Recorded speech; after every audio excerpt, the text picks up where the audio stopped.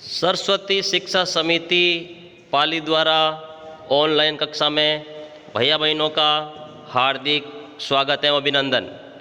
भैया बहनों, आज 2021 प्रारंभ हो गया है।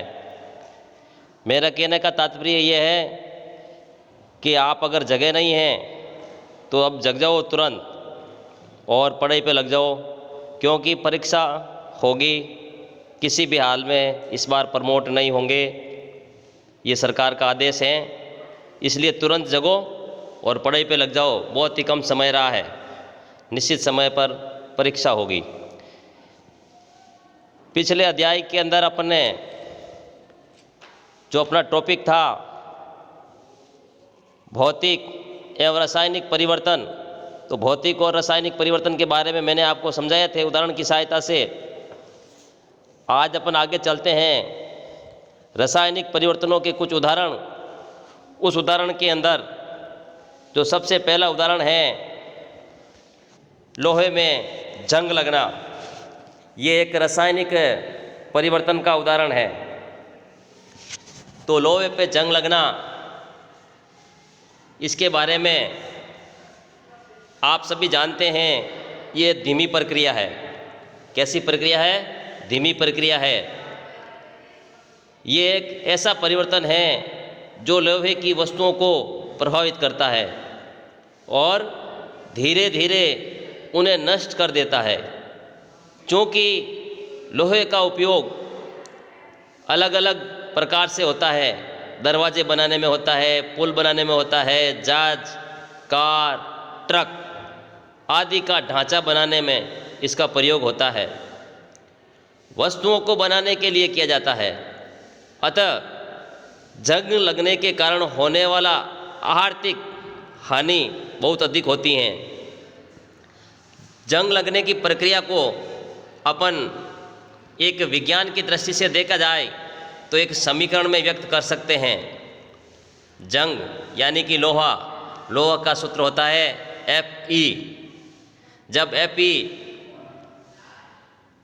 ऑक्सीजन और जल वाष्प यानी कि वायु से क्रिया करती है और जल वाष्प से क्रिया करती हैं, तो क्या होता है, ये उससे क्रिया करके आयरन ऑक्साइड बनाती हैं, जिसका सूत्र होता है Fe2O3। ध्यान रखना, जंग का रासायनिक सूत्र Fe2O3। जंग लगने के लिए एक शर्त है, वो शर्त आपको याद रखनी है। जंग लगने के लिए ऑक्सीजन और जल, जिसे अपन जल वाष्प कहते हैं, दोनों ही उपस्थित अनिवार्य हैं। ध्यान रखना भैया बहन, ये एक शर्त है कि भाई जंग लगने के लिए क्या आवश्यक है। वास्तव में यदि वायु में आर्द्रता की मात्रा अधिक है, अर्थात नमी अधिक हो, तो जंग क्या करेगा, जल्दी लगेगा। ध्यान रखना है, अगर नमी की मात्रा अधिक है तो जंग क्या करेगा, अधिक लगेगा, है ना। और अब आप समझ गए होंगे कि भाई जंग के लिए क्या आवश्यक है। लेकिन जब जंग लग जाता है तो उसके रोकने के भी उपाय होते हैं। अब अपन उन उपायों के बारे में पढ़ेंगे। तो हम जंग रोकने के कुछ उपाय हैं। लोहे की वस्तुओं को ऑक्सीजन अथवा जल अथवा दोनों के संपर्क में आने से बचाकर ही ऐसा किया जा सकता है। इसका एक सरल उपाय है, आप जानते ही हैं, घरों के अंदर पेंट करते हैं ना, तो पेंट फिर अथवा बड़ी बड़ी मशीनों के अंदर ग्रीस की एक परत चढ़ाई जाती है। वास्तव में लोहे की सभी वस्तुओं का नियमित रूप से पेंट अथवा ग्रीस की परत चढ़ाना आवश्यक है, जिनसे उनमें जंग लगने को रोका जा सकता है ना।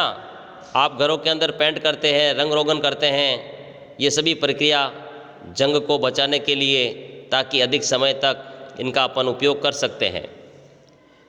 एक अन्य उपाय लोहे के ऊपर अपन क्या करते हैं, क्रोमियम अथवा जस्ता, जिसे अपन जिंक कहते हैं, क्रोमियम अथवा जिंक ध्यान रखना, क्रोमियम अथवा जिंक जैसी किसी धातु की परत चढ़ाते हैं।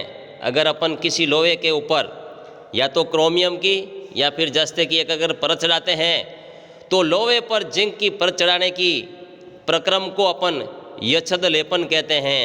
क्या कहते हैं? यच्छद लेपन। लोहे के ऊपर एक पतली परत चढ़ाना यच्छद लेपन कहलाता है।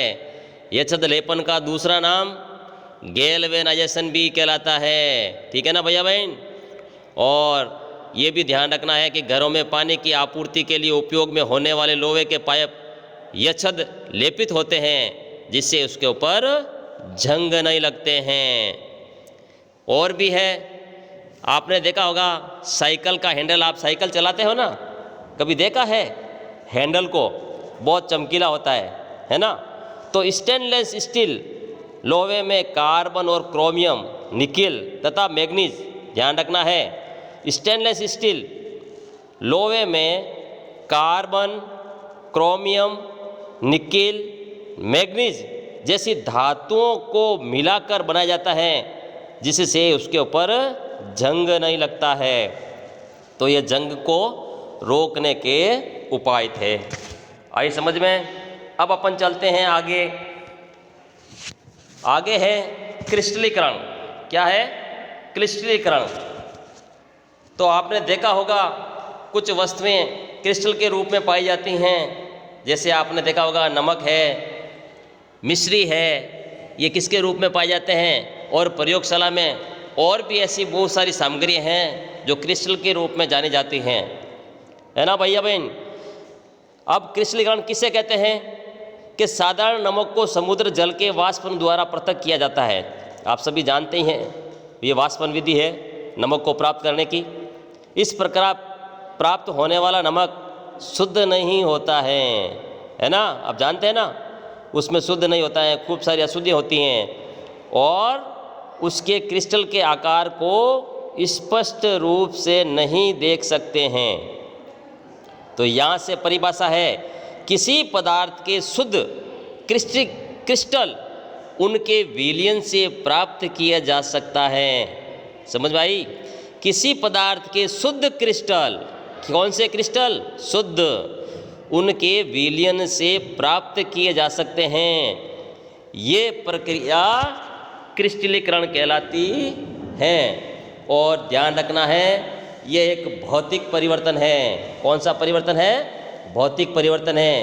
केवल क्रिस्टल आकार बदल रहे हैं अपने, लेकिन उसके गुण नहीं बदलते हैं। मैंने पहले बताया था भौतिक परिवर्तन के अंदर पदार्थ के मूल गुण विद्यमान रहते हैं, क्रिया करने के उपरांत उसे अपन भौतिक परिवर्तन कहते हैं। अब अपन एक अन्य उदाहरण और लेते हैं। अन्य उदाहरण के अंदर अपन लेते हैं कॉपर सल्फेट के क्रिस्टलीकरण। किसका क्रिस्टलीकरण? कॉपर सल्फेट का क्रिस्टलीकरण। चित्र के अंदर मैंने बताया है आपको, ध्यान से ये चित्र ध्यान देना है। चित्र के अंदर एक बीकर लिया है, उसके अंदर अपन कॉपर सल्फेट का क्या मिलाया है? चूर्ण। क्या मिलाया है? कॉपर सल्फेट का चूर्ण मिलाया है और इसके क्रिस्टल भी हैं, है ना? ये साइड में देखो बड़े क्रिस्टल दिखाई दे रहे हैं। तो सबसे पहले एक बीकर में लगभग 1 कप जल लेते हैं और उसमें तनु सल्फ्यूरिक अम्ल की कुछ बूंदें मिलाते हैं। ध्यान रखना है, जल के साथ तनु, इंग्लिश में बोलते हैं डाइल्यूट सल्फ्यूरिक एसिड, इनको मिलाते हैं। दूसरा, अब इस जल को अपन क्या करेंगे? गर्म करते हैं। जब जल उबलना प्रारंभ कर देता है तब इसमें धीरे धीरे कॉपर सल्फेट का चूर्ण निरंतर हिलाते रहते हैं। ध्यान रखना है, धीरे धीरे हिलाना है उसे। और उसके अंदर क्या हो रहा है ये ध्यान से देखना है। तो क्या हो रहा है? कॉपर सल्फेट का चूर्ण मिलना तब तक जारी रखते हैं तब तक जिसमें कॉपर सल्फेट घुलना संभव न हो। ध्यान रखना है, पूरा कॉपर सल्फेट घुल जाना चाहिए। समझ में आया भैया बहन? अब अपन क्या करेंगे? अब विलयन को फिल्टर पेपर की सहायता से इस विलयन को छान लेते हैं और ठंडा होने देते हैं। कुछ समय बाद हम देखते हैं कि कॉपर सल्फेट के क्रिस्टल बीकर के पेंदे में बनने लगते हैं, जैसा कि आपको चित्र में नज़र आ रहा है। तो इस प्रकार से अपन कॉपर सल्फेट के क्या बनाते हैं, क्रिस्टल बनाते हैं। समझ में आई? ये बहुत ही इम्पोर्टेंट चीज़ है और परीक्षा में भी पूछा जाता है कि गैल्वेनीकरण किसे कहते हैं या यक्षद लेपन क्यों किया जाता है। तो मैंने आपको अच्छी तरह समझाया है, आपको भी ध्यान रखना है। तो इस प्रकार से ये मेरा आज का टॉपिक यहीं समाप्त होता है और आपको ध्यान देना है कि समय पर पढ़ाई करनी है। धन्यवाद।